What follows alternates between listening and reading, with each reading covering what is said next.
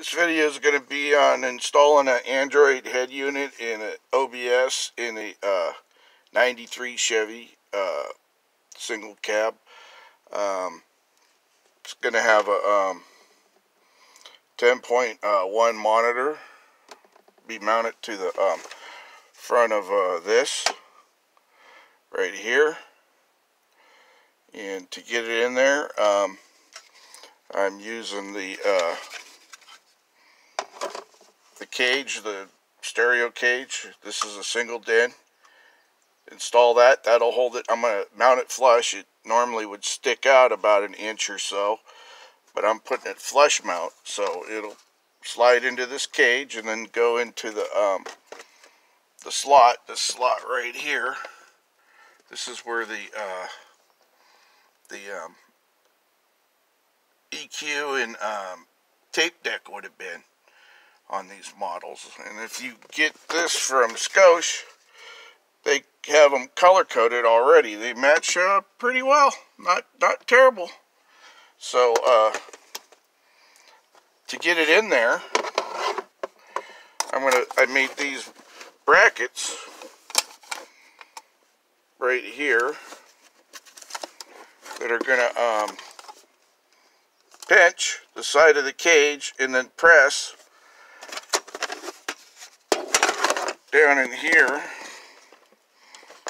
to hold it in there, squeeze it in there, pinch it in. You can't glue it up solid because you have to, when you put it in, you have to be able to move the head unit back and forth to slide it in and get it under the hooks. So that's what I'll be doing. And then to make it fit, this bracket right here,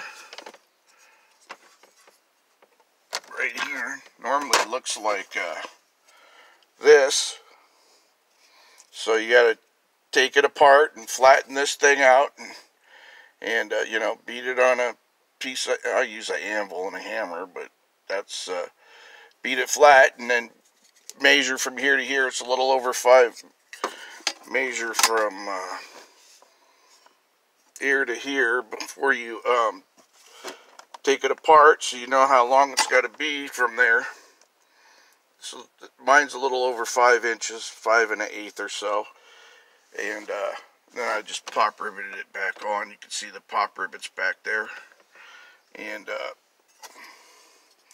then instead of cutting the factory wiring harness, I use a Scosche connector, this white one right here, that connects into the factory wiring harness. And then I use the leads I need. You're only going to need about 3 or 4 of them to do this. The rest are speakers and stuff, and I ran all new speaker wire, all 12 gauge or better speaker wire to the speakers. And then you're going to need an antenna adapter, because GM's small and the rest of the world's a larger adapter. And then I put a backup camera in it. I'll show you that. And then this has 2 GPS or 2 4G antennas and 1 GPS antenna, and I put them up here where this doors or the dash speakers were. I don't use those little speakers, they're pointless. I mount them in the door like this. And this is an easy mount right here. I mean, it doesn't look hard, but this door panel is made of some sort of MDF cardboard type stuff. So I lay this out where it's going to be on the back side, not on the front, on the back. And then lay it out, and then most speakers come with the template. Cut your hole out.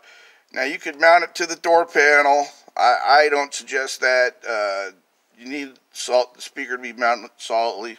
So what I do is I trim out a little of the sheet metal back in the back of the door so that the cone will fit in there, in the cage.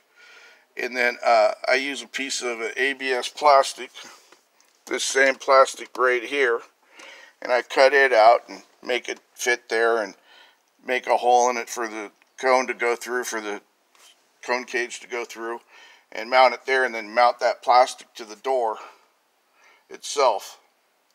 And then the grill I mount to the panel.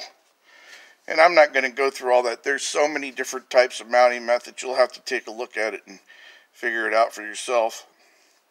And then I run the wire up here through there, and then down through the sill plate, and then back to the crossovers.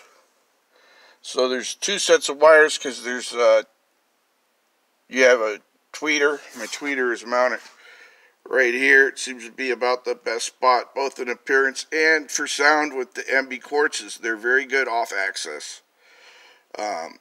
They don't sound as good on axis, but they do sound really good off axis. That's why I use them. They're old speakers. These are actually new. I've had them for a while, 15 years, and never used them, and thought I was going to use them, but I sold the truck before I put them in it.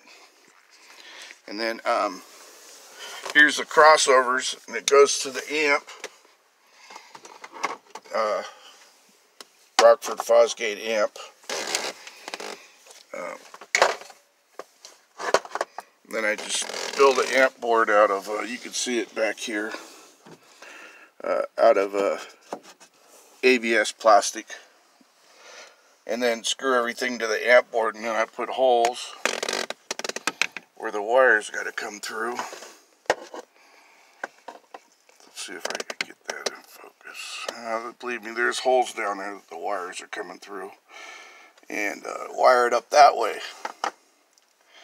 And then I bring the power from the battery, I bring it up through the floor underneath the jack storage box, run it down the frame rail, use some wire clamps to clamp it onto the frame rail, and stub it up right here in the about right here that comes up, then run it over to the amp. Same with the ground if you want to run it to the battery. I use a chassis ground because my chassis is well grounded here. Then here's the backup camera right here. Just cut it out. I reused the bracket, had to reshape it a little bit that it came with, and mounted it there. And then you need to pick up a reverse light wire and a ground. So I tapped the factory reverse light wire here, harness, and for the power, so when you put it in reverse, the camera comes on. And then the ground, I just fastened it where the factory ground was. And then one thing you got to remember about this these backup cameras, the wire is so light in them that you really need to put another shield around the wire when you run it down the frame rail.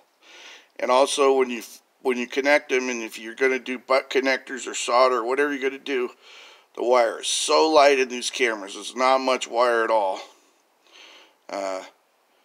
You got to shrink wrap it real good with some gluey shrink wrap, because that little wire will break in a heartbeat. Thanks for watching.